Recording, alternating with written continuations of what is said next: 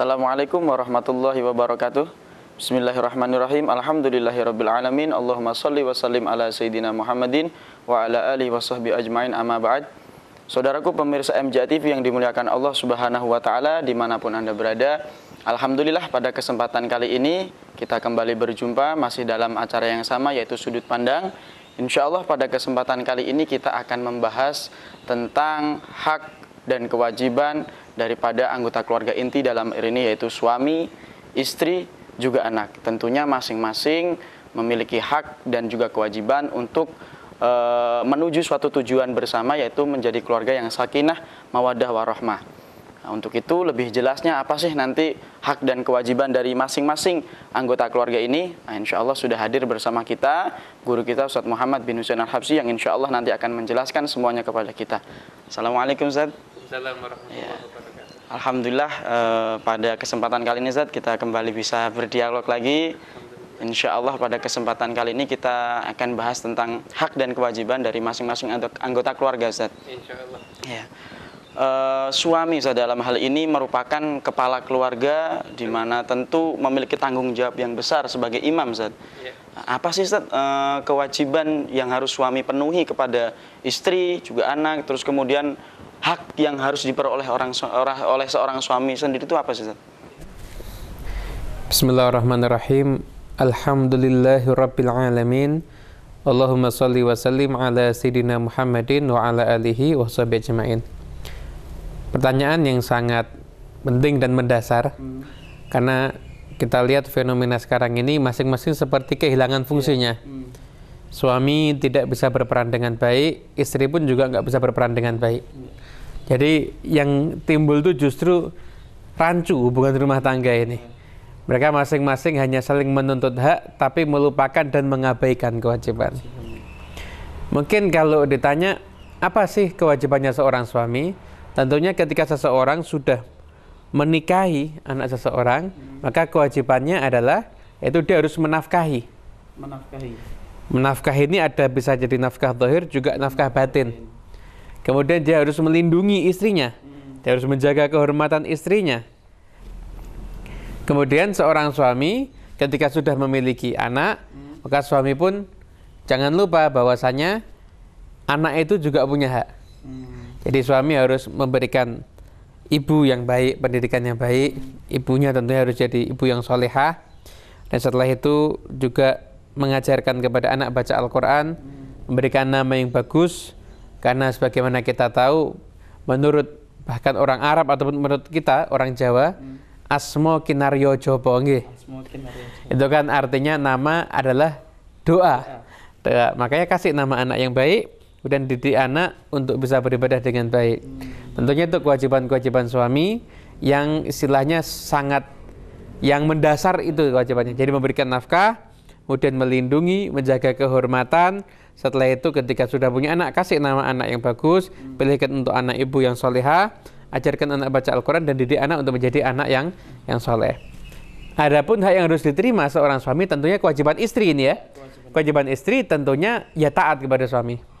Istri punya kewajiban taat kepada suami, dan juga istri pun punya satu tanggungan yang berbeda. Ketika seorang wanita sebelum menikah, maka kita bisa katakan surga di telapak kaki ibu, wahai sang wanita. Tapi ketika wanita sudah menikah, peribahasa itu nggak berlaku lagi. Ganti dengan surga di telapak kaki suami. Karena memang kuncinya adalah suami. Katakan ketika seorang suami meninggal dunia dan dia ridho kepada istrinya, maka istrinya adalah calon-calon penghuni surganya Allah Subhanahu wa taala. Tentunya itu tadi, taat, kemudian setelah itu menjaga kehormatan suami, menjaga hartanya, dan juga dikatakan istri itu diantaranya yang mungkin sering terjadi ya, tidak boleh membawa laki-laki siapapun masuk ke dalam rumah tanpa seizin suami. Tukang sekalipun, bahkan teman apalagi. Tentunya kalau itu laki-laki itu harus dengan seizin suami. Bahkan termasuk keluarga istri sekalipun, ketika mungkin akan ada yang datang, maka kasih kabar kepada suami. Tentunya kalau di zaman sekarang ini kan sudah, dimana orang dulu kan mungkin saling mengunjungi itu jarang. Kan sering orang saling mengunjungi. Tentunya tetap harus diatur juga bahwasanya kasih kabar kalau memang dia tahu ada kerabat yang mau datang. Setidaknya kalau mungkin kerabatnya dan suami nggak ada, dan suami itu tentunya ridho kalau kerabat masuk ke rumah, ya sampaikan aja. Kemudian setelah itu juga istri jangan keluar rumah kecuali tanpa seizin suami.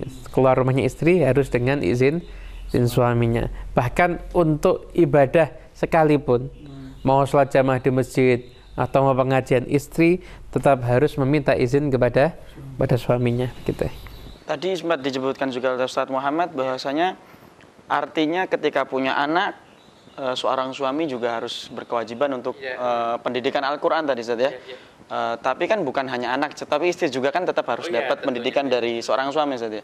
Ini kalau seandainya Ustadz, di zaman ini mungkin kita sering jumpai Ustadz, terkadang mungkin seorang suami dalam tanda kutip ilmu keagamaannya kalah dengan seorang istri. Mungkin sering kita dapati lah.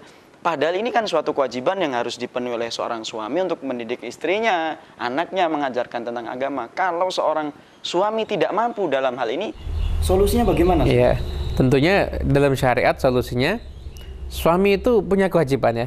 Ketika suami nggak bisa memenuhi kewajibannya, mungkin kurang ilmunya. Padahal istrinya ada permasalahan. Anggap aja urusan misalkan menstruasi, haid. Tidak semua darah yang keluar dari bagian wanita itu adalah menstruasi. Ada kalanya itu istihadhah. Tentunya kalau ketika sudah ada ketidaknormalan, suami harus ngerti, ini istri saya sholat apa enggak ini? Kalau istrinya sampai meninggalkan sholat, suami bisa tanggung jawab nanti. Gimana? Ya, suami tanya kepada orang yang ngerti, kemudian suami menyampaikan kepada istri. Kalau suami nggak mau nanya, maka ketika istri menanya, suami nggak boleh ngelarang. Karena ini sesuatu yang hukumnya wajib. Ini sesuatu yang hukumnya wajib. Jadi suami nggak boleh larang. Tapi insya Allah tentunya suami harus bijak ya. Kalau memang suami nggak bisa memberikan solusi, biarkan istrinya langsung yang tanya kepada ustadzah misalkan, atau biar suami yang tanya kepada ustadz yang mungkin lebih mengerti dalam itu. Sama juga dengan urusan agama, urusan mengaji Al-Quran. Ketika suami mungkin sibuk, atau ketika suami itu mungkin terlalu banyak urusannya, repot, walaupun itu tetap tidak kita anjurkan, karena pendidikan anak itu tetap bapak. Jadi sekalipun al-ummu al-madrasatul ula, ibu sekolah yang pertama, tapi jangan lupa peranan bapak sangat penting dalam menentukan karakter anak. Karena ketika, apalagi kalau itu anak laki-laki, anak laki-laki itu cenderung niru bapaknya. Mbak lihat seorang anak yang dari kecil lihat bapaknya ngerokok, lihat anak ini, begitu tahu ngerokok langsung ngerokok. Anak SD kadang-kadang sudah ngerokok. Kenapa? Yang dilihat bapaknya ngerokok. Kalau seorang anak lihat bapaknya ke masjid, dari kecil anak itu sudah kepengen ikut ke masjid.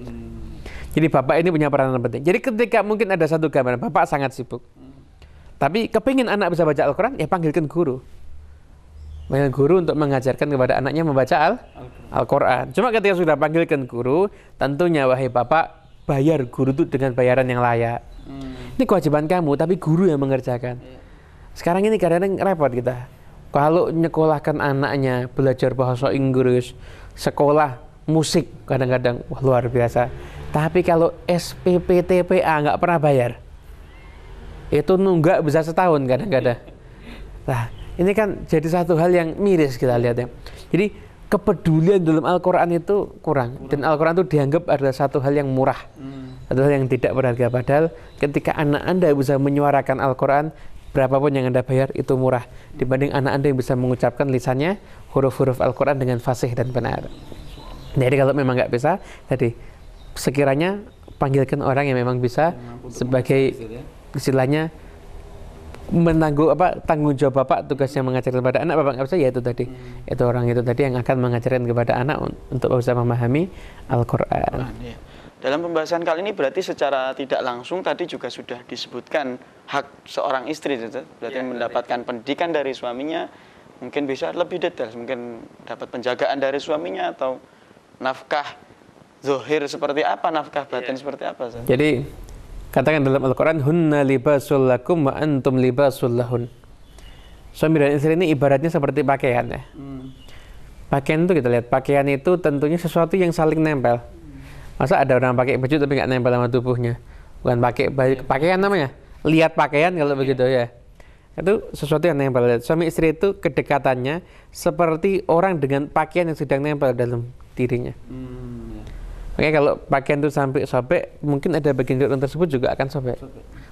Jadi diisyaratkan seperti pakaian, karena begitu dekatnya, begitu eratnya hubungan suami istri. Nah, setelah itu kita lihat filosofi pakaian ini satu hal yang luar biasa. Pakaian ini sifatnya apa sih? Melindungi. Melindungi dari segala macam apa? Kotoran, kemudian juga melindungi dari sengatan matahari mungkin biar nggak terlalu panas. Nah, seorang suami melindungi istri daripada segala macam yang bisa mengganggu atau membuat susah istrinya. Istri pun melindungi suami, jangan sampai suaminya melampiaskan istilahnya keinginannya daripada sesuatu yang haram. Gitu. Jadi saling melindungi, saling melindungi. Ketika suami di luar rumah, istri yang melindungi harta suami. Istri jangan menghambur-hamburkan harta suami tentunya. Setelah itu pakaian ini untuk istilahnya menjaga rasa malu. Jadi menjaga kehormatan. Sama ketika seseorang suami sudah beristri, seorang wanita sudah bersuami, maka tentunya harus saling menjaga kehormatan.